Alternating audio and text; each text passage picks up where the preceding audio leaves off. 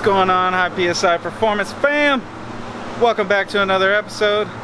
As you can see, HR Scats is still behind me, and it's actually Friday, even though normally I start videos on Monday, but I just got back from vacation, so I was gone all last week. While I was gone, John took care of a project. This 2010 Ram 1500 with a 5.7 liter Hemi.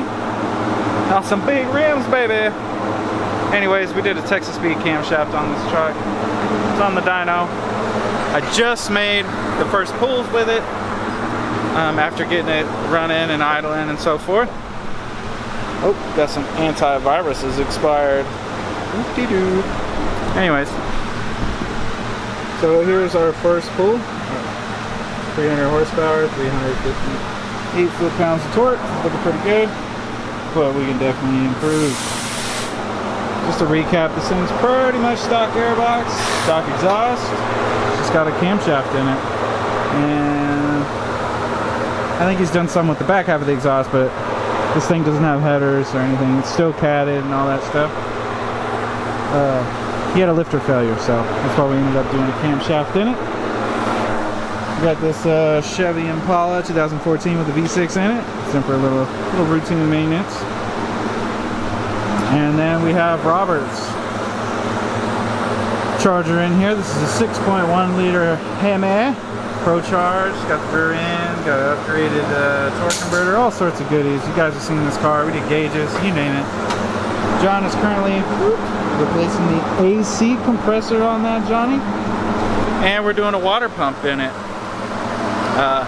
It's been super hot here in Texas these past couple of months. It's been, 103 to 110 degrees. It's hot. So these cars are taking a dive on occasion. And so we're gonna get these parts replaced on these. But in the meantime, go ahead and get this truck tuned out.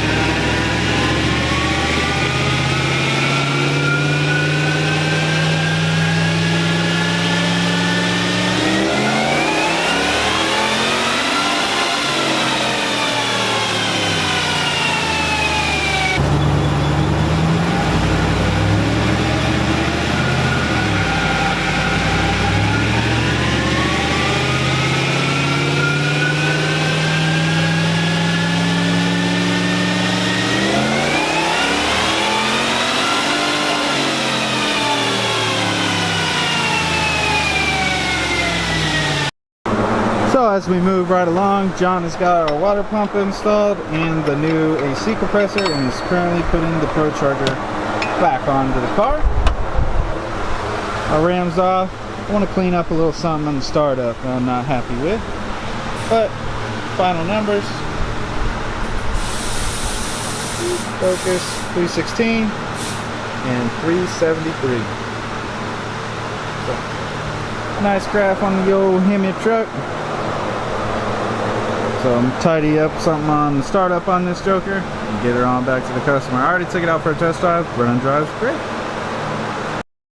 So guys, I've got quite a bit of update for you with Hector's car. So as you can see, it's probably 90% back together as far as engine and drivetrain is concerned. So kind of want to recap: Hellcat oil pump, new water pump, got a new condenser, got an upgraded radiator in it, new fans. We've got all the HPS coolant hoses have been changed out. Can't really see much of them, but they're all in there. So those look sharp. And coming around to the back of the car, let's get this thing lifted up a little bit higher. As you can see, we went ahead and installed our new brakes. So it's got new pads and rotors all the way around. And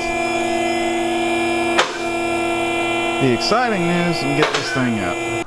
Okay, so coming up underneath the car, as you can see, we've got the new radiator support in, and our turbo setup's back on with all new lines. So I've gone through and rebuilt every line on the turbo system on the car. All brand new AN fittings, all brand new vibrant hose. So the turbo scat will rise again. Got that Hellcat trans in there. So this thing is getting really close. Actually fired it up already.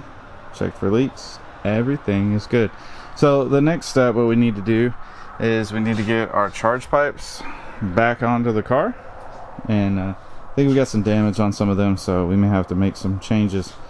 We get our boost pipes back on, and then I'm gonna have to fix the intercooler. The intercooler was damaged in the accident, so gonna have to do some fixing on that. I'll show you what we got going on here in just a second. 2018 or 19? 18. 2018 Dodge Durango Citadel. I don't know the proper name to say that. But anyways, 5.7 liter Hemi. Getting a set of American Racing long tube headers, catted. So John's getting crack-a-lacking on that. In the meantime, I gotta work on Hector's. But we also had another car drop off for a tune, and unfortunately we were unable to tune it because the ECU needs to be unlocked. Long story short, customer bought the car secondhand, had a bunch of parts on it. Parts got taken off, supposedly returned back to stock. I don't know. But let me show you the car. Boom.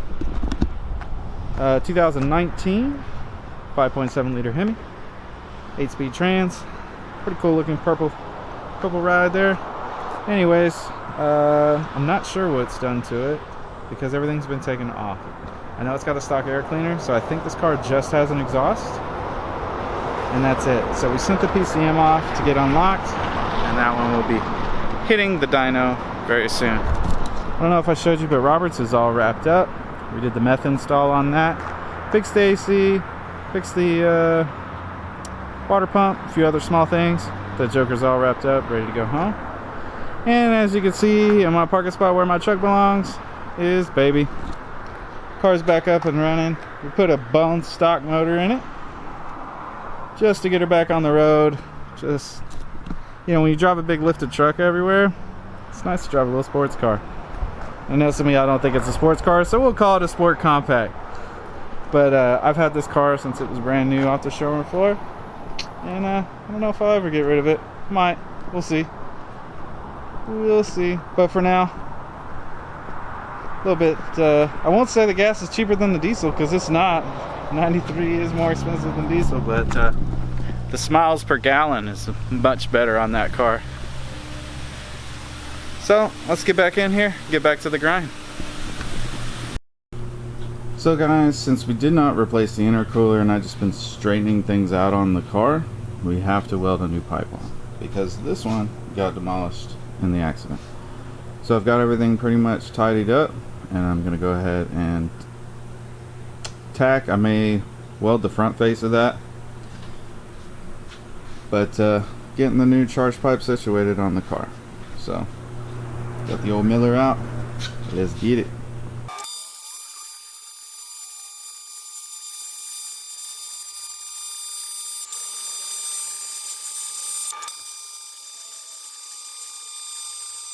Because we've got a special car, it's not even a car, on the dyno. It is a 2022. It's got to be one of the first ones you guys have seen on the dyno for sure, because there's not many of these that have the Gen Spec 5 controller from Dodge unlocked. And we've got one of the first ones from HB Tuners to be unlocked, to my knowledge. So check it out, guys. 2022 Jeep Rubicon 6.4. pretty sweet deal. The other local shop that we work with, Astra Performance, if you guys are follow the channel, I may post a link right here. The world's highest horsepower Titan, same owner. So you pick this thing up, it's got 2,000 miles on it. Cam got put into it, set of ported and polished big valve heads. I think that's it right now. That's all that's done to this thing. So got the ECU in, got the smart access cable in, got a base map in, it's idling pretty good. Chopping down the block. Walk around back here so you guys can hear it.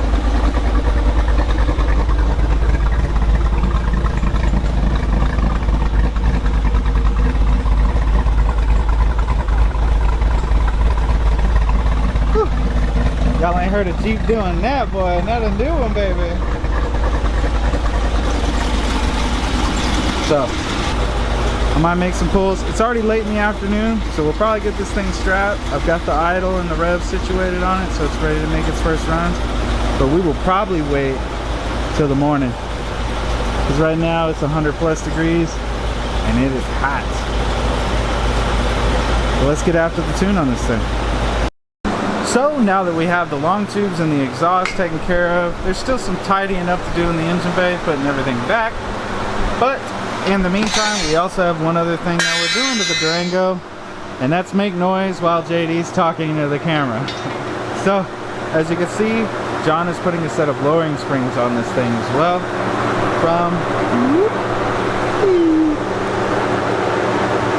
Still upside down. No, that didn't work. So like I was saying, we've got some sport springs from Swifty. Get Swifty! Post down in the comments section what Swifty's from. Anyways, got some lowering springs going on in this joker, so be interested to see what this Citadel looks like. Look at some low in its life. So guys, we're putting some heat in the engine this morning. Got the fan going on it. Got her all strapped down. We're gonna go ahead and drive it around on the dyno a little bit and get the wheel speed stuff set up on the dyno and make our first pulls on our 2022 Jeep Rubicon. As you can see, or as you can hear, excuse me, chopping down the block nicely. So let's go ahead and get these first pulls knocked out of the way.